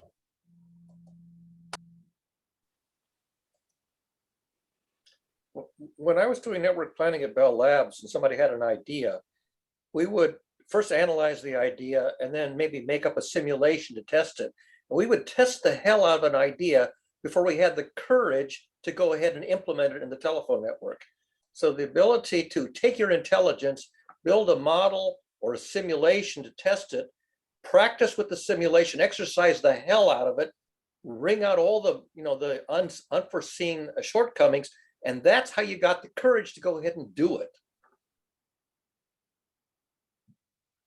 I'd call that trust in the system and courage as an individual to take on the task in the first place. You had to trust that the simulation was reliable, or the analysis was reliable. The mathematics was sound. One notion of courage is doing the right thing by overcoming fear.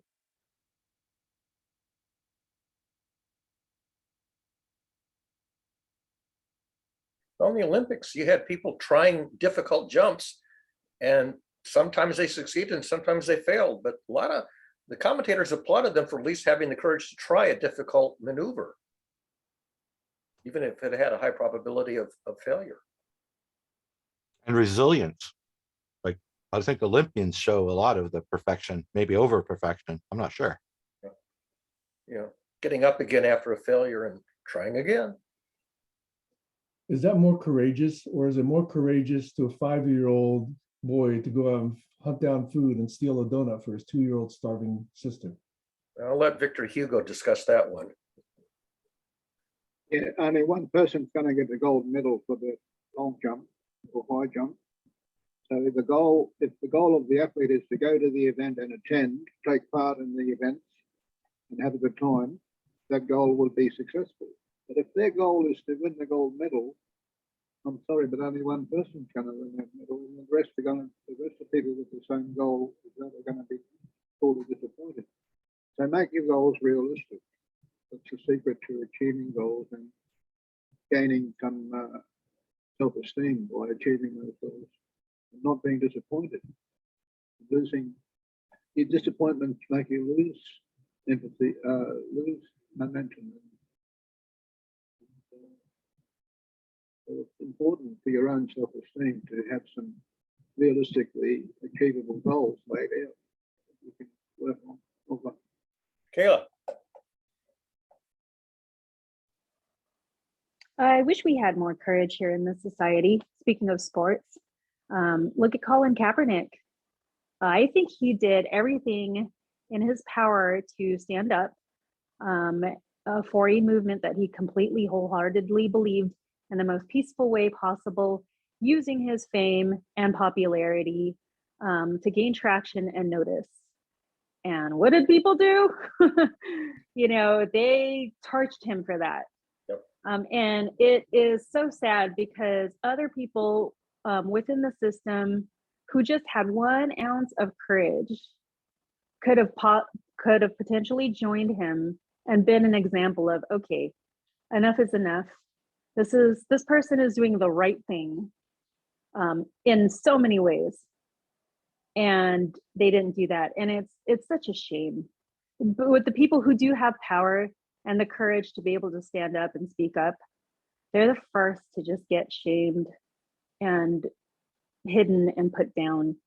I think if more people with the same amount of power, or a majority of people can do what's right and stand up for something and have the courage to do that instead of worrying about getting involved, which I think is a greater sin, then, you know, I think we would move forward in humanity one nice long leap. Anyway, over. Yeah. I totally agree with Kayla. And I think that what requires more courage than anything is really being able to take a look at yourself and to stand true to who you are inside. And to Sam's point about, you know, people gambling and having the time, they don't have to worry about survival. Well, we've been numbed out to not need that courage because we can not think about what's bothering. I mean, usually when something's bothering us, it's because we're not being true to ourselves. We're holding back in some way. We're not saying something. We're doing something that doesn't feel good for us.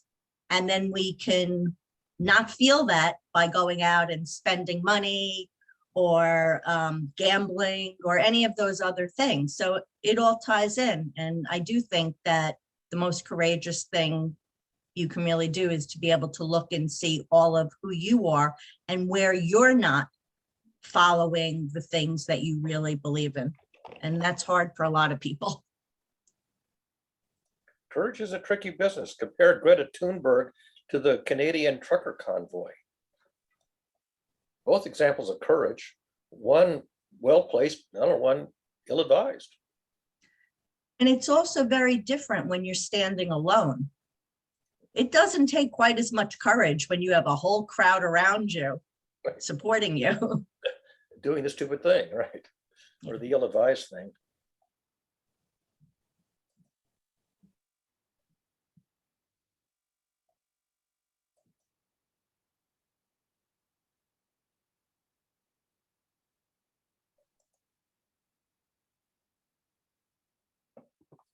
I mean, if we tag along Clay Shirky's idea that if we were to really focus our collective intelligence in one weekend, that's the amount of brain power it took to create all of Wikipedia. Obviously, there's coordination difficulties there, but just imagine what we could accomplish if we turned all of this leisure time into constructive exploration of nature, growing trees, taking care of animals, understanding science, taking care of the hungry. It's such a sad waste.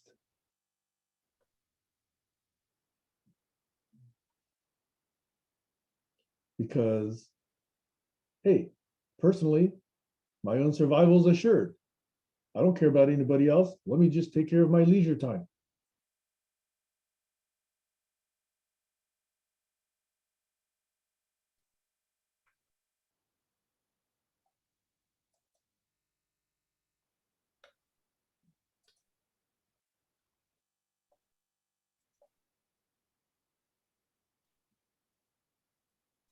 I've got a question for the collaborators.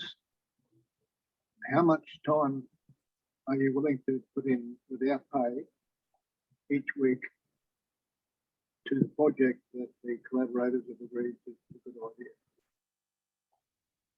1 hour, 2 hours, 8 hours? You probably choose. I would say it depends on what the project is. There are some things that I would give my whole life for free. Let's say a minimum of a half a day a week, if you want to make any progress. Less than that, and chances are you won't make any progress.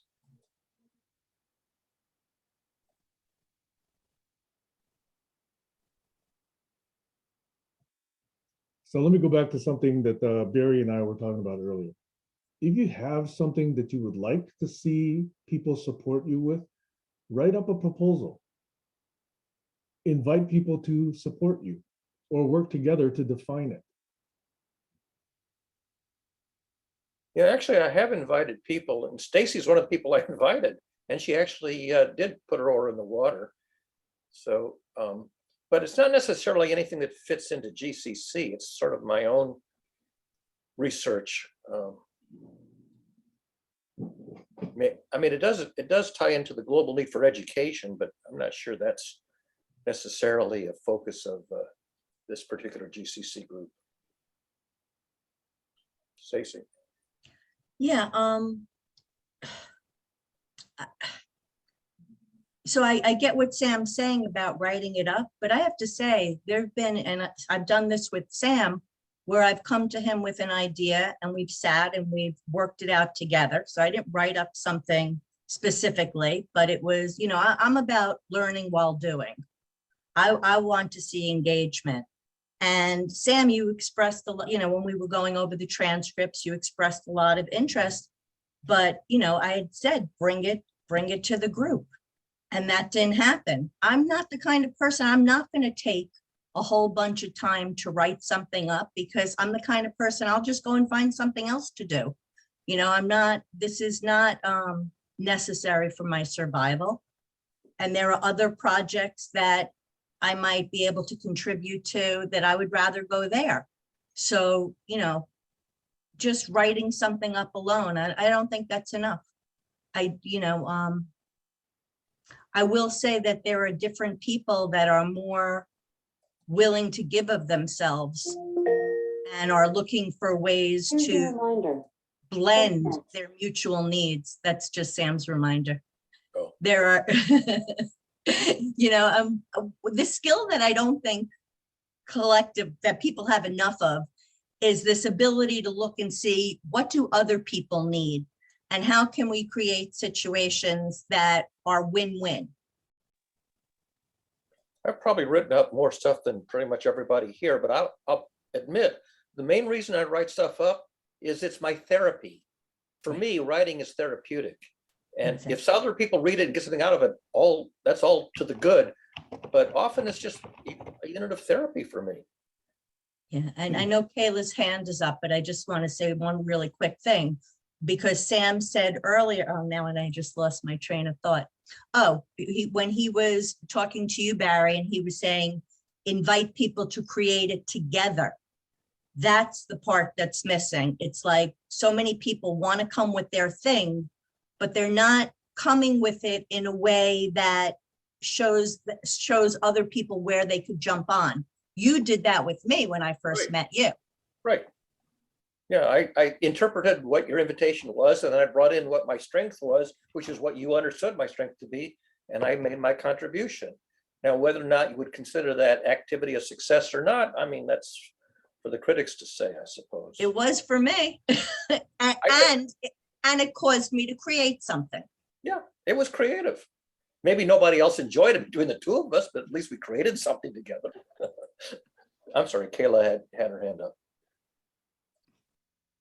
No problem. I just wanted to do an early checkout, actually. First of all, I'm very interested in what you have to say, Barry. So if you have something written up, please let me know and go ahead and put it in the messenger and I'll take a look at it. It's also encouraged me to continue the project that I had with Maxwell.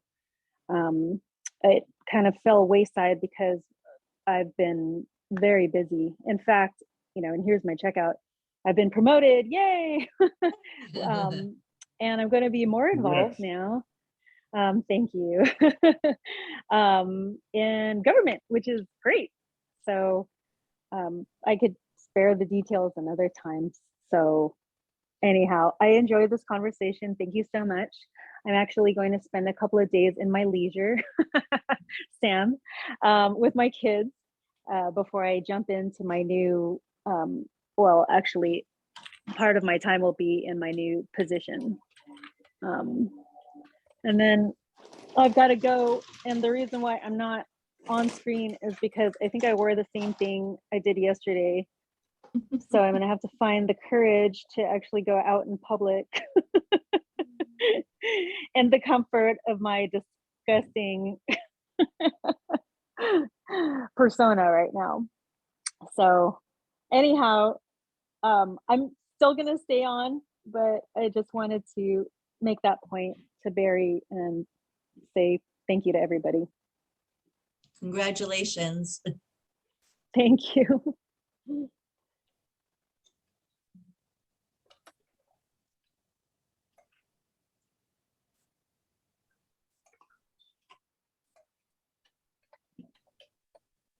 Okay, well then I will check out as well.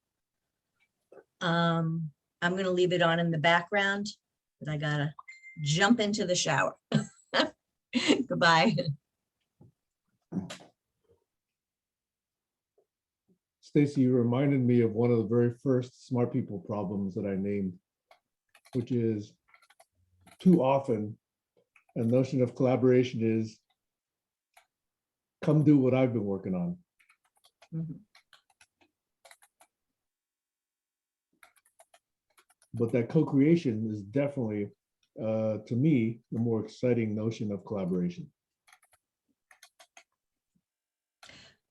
But I also think it's a real skill to put together projects that can satisfy the needs of all the different people collaborating. Absolutely, I agree with you. Goodbye.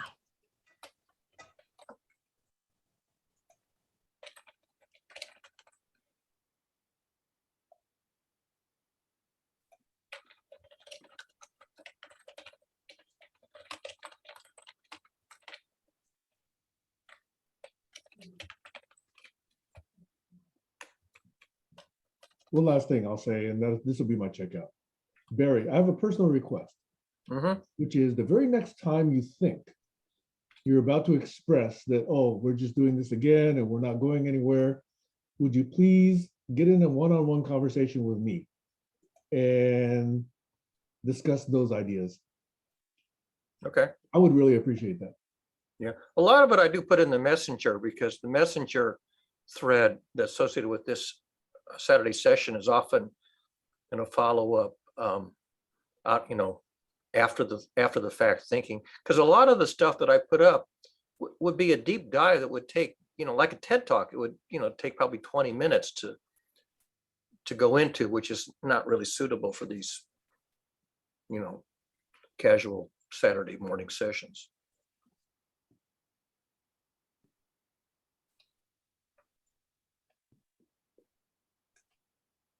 Yeah, sometimes they take a direction which it takes me quite a while to understand, or I may never understand where those threads are going. A lot of the stuff is graduate level stuff. I mean, that's what I was trained to write at that level. And that leaves me with a pretty small audience, but you're in that audience, Sam.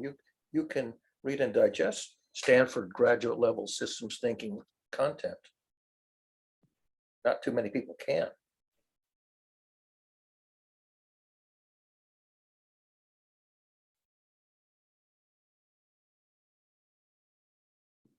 Sam is chewing on that.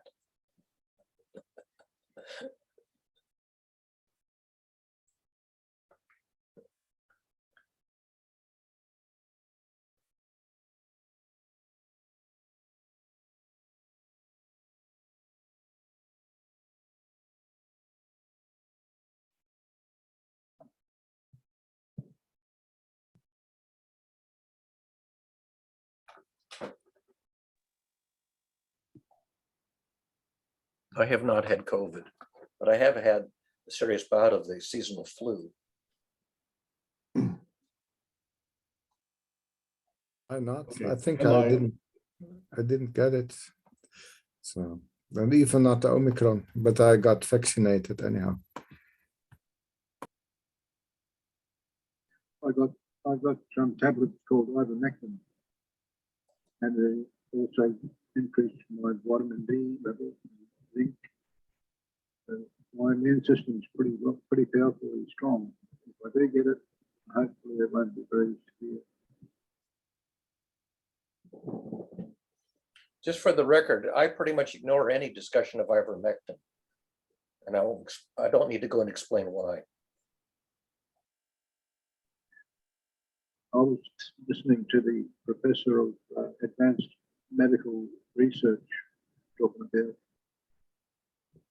very good treatment therapies for COVID that have been proven in the last 3 months. The new studies have shown remarkable results of it.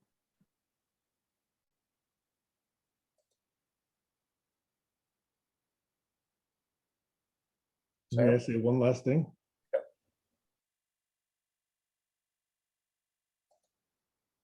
Yes, you may.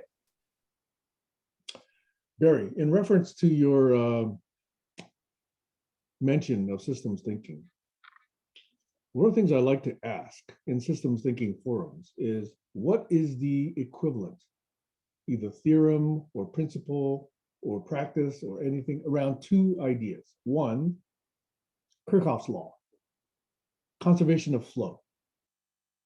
Two, the conservation of energy. Every time I get into a systems thinking group, I like to understand, mostly by listening, but then eventually by asking, where are those principles expressed in systems thinking terminology or verbiage? Because if I can't find it, I will ask, is this really systems thinking? Over. Yeah. And Noether's theorem points out the close connection between symmetry and conservation laws. They tend to go hand in hand. And that is not easy material to wrap your brain around.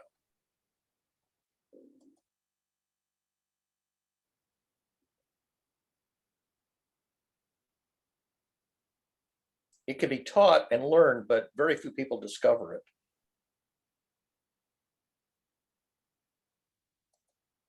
Anyway, to go deeper into that, I think would be another session. Maybe that would be a good fodder for a session. Yeah, it might be a bit nerdy for most of the people in this group, but we could try it if there's enough interest. I think a deep dive into system thinking is, in my area of interest at least, over. Yes. Ooh, do that for next week. I would love to hear that. I need to learn more about systems thinking. Just a quick anecdote. When I retired and I had to set up my retirement accounts at Fidelity, the guy who does the intake of new clients in Fidelity, he asked me my profession. I says I was in systems thinking. Now, this is a guy for 40 years has been doing intake of clients of Fidelity. He says, systems thinking, what's that? I've never heard of that profession before. Honestly, I didn't hear about systems thinking until I came to this group.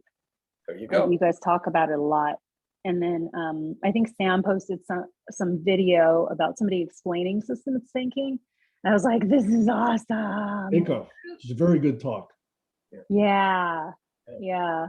I love that. So I mean, Nora I Basin, Nora Basin's been trying to introduce the concept to the general public for quite a few years now. And it's hard to say how much progress she's making, but she's certainly trying. And her father was a pioneer of systems thinking in the 20th century. I think the words just need to get out there so people are more familiar with it. Yeah, and what Because it means. yeah, exactly. Because when I think of systems thinking, I think of computers. I'm a you know. It wasn't until I watched those videos that I was like, oh, this is what they're talking about. A lot of big. So sorry, go ahead. I was gonna say, I think people would really enjoy it. As a matter of fact, if you guys do it next weekend, I'll invite a few people. And Maxwell's screaming in joy, saying, woo!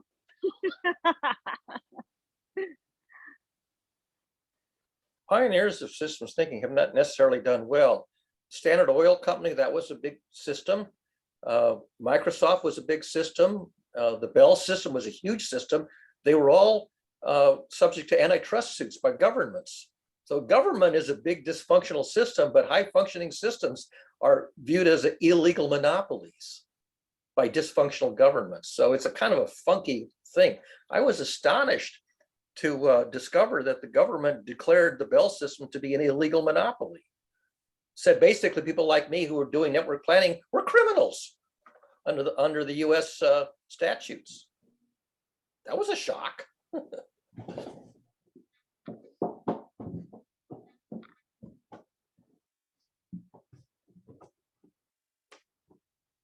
I think there's a difference between systems thinkers and big monopolies though, Barry. Well, you have these natural monopolies. Utilities are natural monopolies. And that was recognized. They were granted their monopolies typically by their regions. Exactly. And then the grantor changed their mind after so many decades.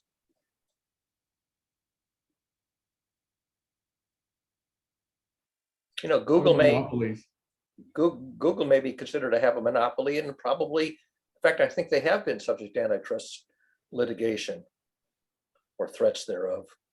Hey, I can't even believe that Yahoo and Google were given complete exemption from copyright laws way back starting, 20, 30 years ago. I can't even believe that. Yeah. Utilities are like that. Utilities are sort of natural monopolies.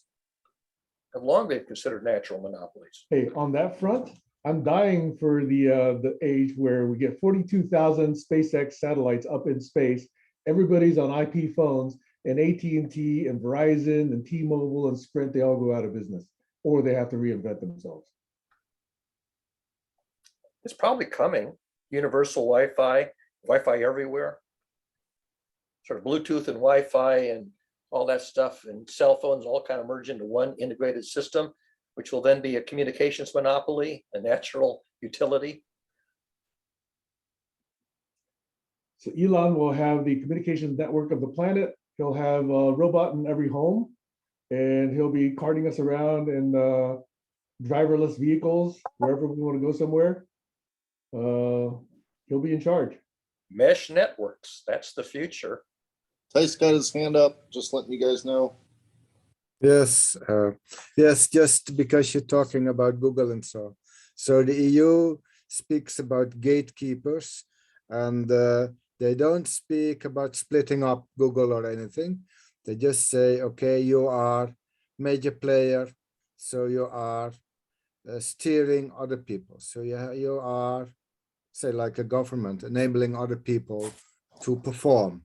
So as a gatekeeper, you have some role, and the role has to be defined. So it's evolving in the EU to define the role of Google as a gatekeeper, so as an enabler for others to thrive. So and then they don't think about splitting up Google, or like Bell was split up, which was very strange for me too, but it was when I was very young. So but anyhow, yeah. I think Alex is the next one. People are people are using the internet with networks that are insulated from the internet. They're networks that are in the deep web, sort of thing, but NSA, TIA, private individuals, corporations, you know, financial institutions, insurance companies, and they're all using, and government departments are all using deep web applications that are hidden from the basic mainstream internet. You'll never find them in a search engine on Google or anywhere. They're insulated from the internet by the network protocols, different systems, working on private systems. Some of those people are anonymous, but most of them are tied to some institution or corporation. Yeah. Private communication networks go all the way back to telephone networks. They're private telephone networks and always have been. Bell was a big provider of private corporate telephone networks. They only operated within the corporate shell.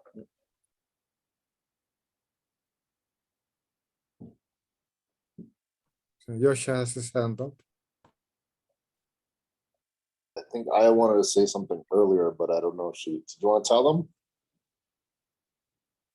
They're listening now. Don't get shy.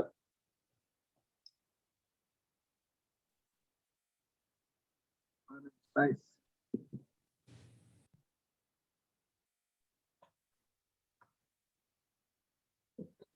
You're saying bye-bye? She really had something to say earlier when you guys were talking about breaking up Google. She was like, so I raised my hand, but I guess I missed it. So Does she recognize the word Google? oh yeah. She knows that. It's the minute I say that word, she looks everywhere in the house to see what's going to happen. Power of words. Yeah, if I say, okay, Google, turn on the TV. See? There she goes. She looks at the TV. Yep, she looks right at the TV. But now you have to prove that it was the word TV or the word Google, not the word TV. And did Google actually turn on the TV right then? Well, I could say, okay, TV. Okay, Google, turn on the TV. Now she's looking at you.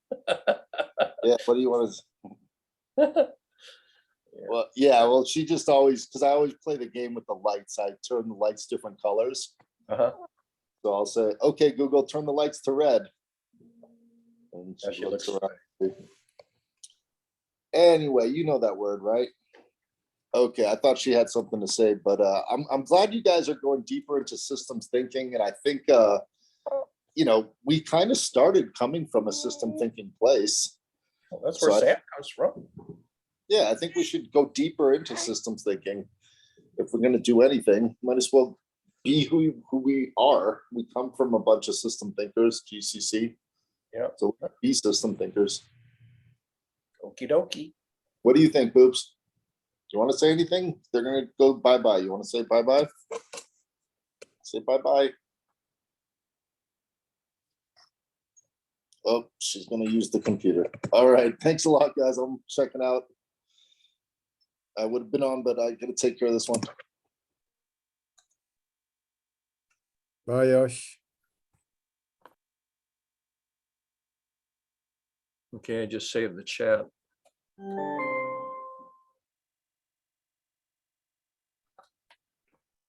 Okay, we'll plan one of these sessions coming for systems thinking, okay? Yeah, we can coordinate if you want, just maybe to plan perhaps some of the content, whatever you like.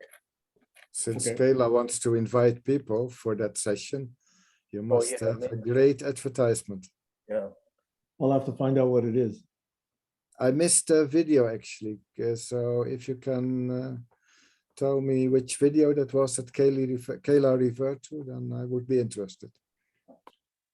Okay, I think I'll try and repost it again. okay, Yeah, I'll do that. Okay, it's enough for me today, so I want to leave too. So Bye-bye. I too, I'm checking out. Bye-bye. bye-bye. I'm leaving. So bye. All right. And I think we're done, Sam.